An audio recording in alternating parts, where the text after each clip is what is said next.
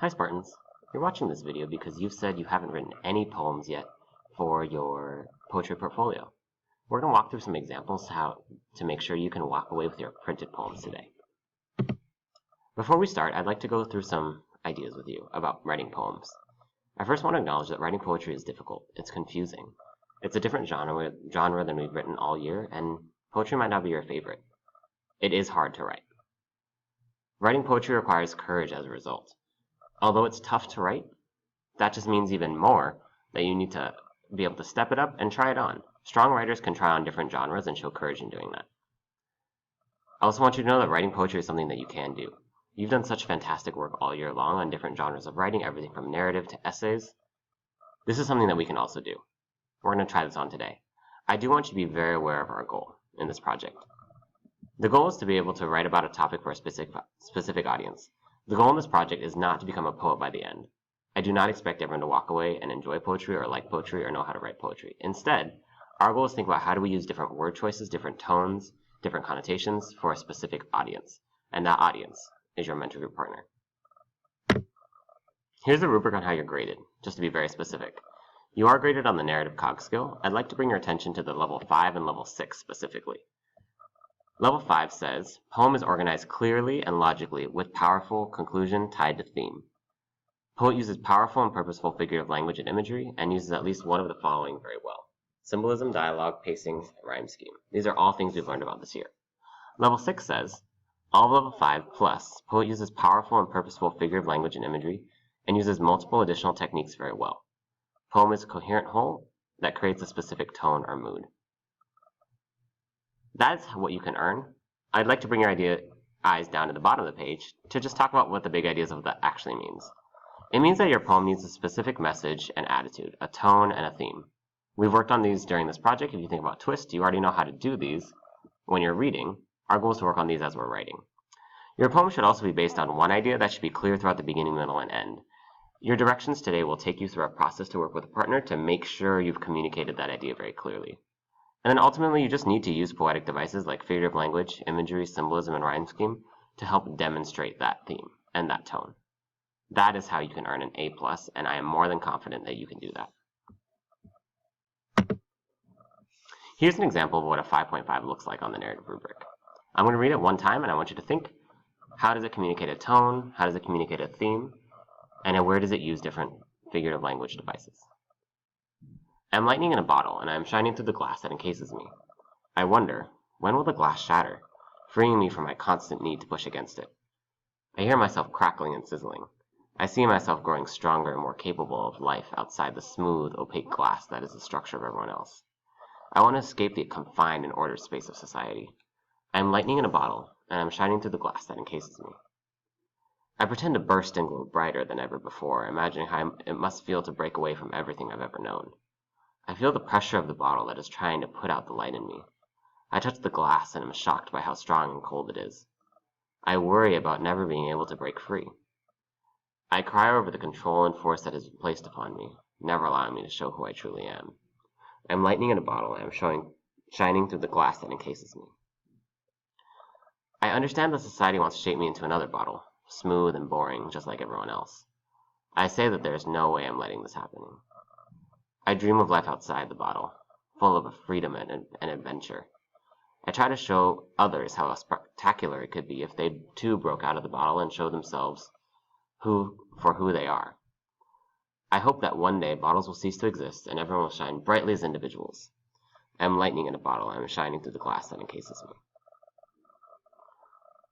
Some of the reasons this earns a 5.5 in the narrative rubric are that it uses a metaphor throughout the entire poem, the metaphor of the bottle, both being a closing feature and wishing everyone could shine through it. It also uses quite a bit of repetition and a clear structure at the end to reveal the theme that I wish everyone could show who they truly are, like who I am trapped inside this bottle.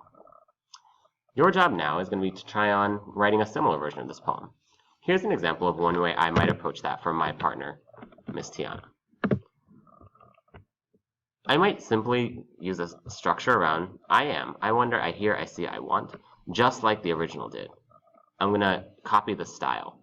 Before I make the title, I'm going to try on this first line. I want to think of a metaphor first. What is something that could capture Miss Tiana? I know Miss Tiana really likes hot sauce, so I'm just going to try that on. I might not know if it's the perfect thing, but I'm just going to try it on. I am hot sauce. I know she specifically likes Tabasco hot sauce, so I'm going to put that hot sauce. The Tabasco that you buy at Safeway. It sounded like the original really questioned if other people could be like that bottle, so I'm going to say something similar. I wonder if others like, no, not like, enjoy, maybe not enjoy, want to taste. Nah, maybe I'll go back to like. If others like Tabasco, or maybe salsa is what they prefer. I think the Tabasco really captures something that Miss Tiana likes, and it also captures a sense of like fieriness and spice that I associate with her, and she talks about it in her own personality. Now, I'm going to try to continue with this Tabasco metaphor, this heat and spice metaphor. I hear that others sometimes like it spicy, but some like it mild. Meaning, Miss Tiana even said some people like her, some people don't. So some enjoy like Tabasco sauce, some people don't. It's continuing the metaphor again, just like the original poem. I see, ooh, there's a bunch of different types of salsas in the world. They're all different colors. Maybe I'll use that. I see corn salsa, tomatillo salsa, salsa verde, Tabasco, and even sriracha. At this level, I'm not really too concerned about the spelling. I'm just trying to get all of my ideas down. Even sriracha. What does Miss Tiana want? She wants to embrace her Tabasco sauce. She wants it on all of her food. I want to spread Tabasco over everything. Miss Tiana likes eating chips sometimes. Chips, rice, beans, salad, hamburgers. I've seen her eat all these things before. That works. Sometimes I even eat popcorn. I'm going to put that too, just because I like popcorn. Popcorn. And then just like the original, I'm going to use this first line again. I am hot sauce. The Tabasco that you buy at Safeway.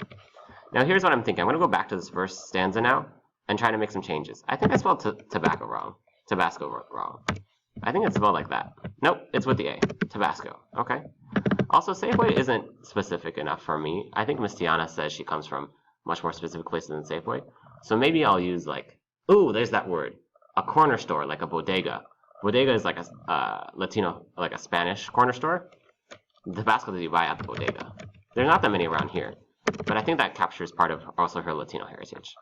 So I'm going to use that again. The Tabasco that you buy at the bodega. I wonder if, and then I'm going to reread each line. I wonder if others like Tabasco, or maybe salsa is what they prefer. I hear that others sometimes like it spicy, some like it mild. I see corn salsa, tomatillo sauce. Oh, I spelled salsa wrong. I'm going to change that.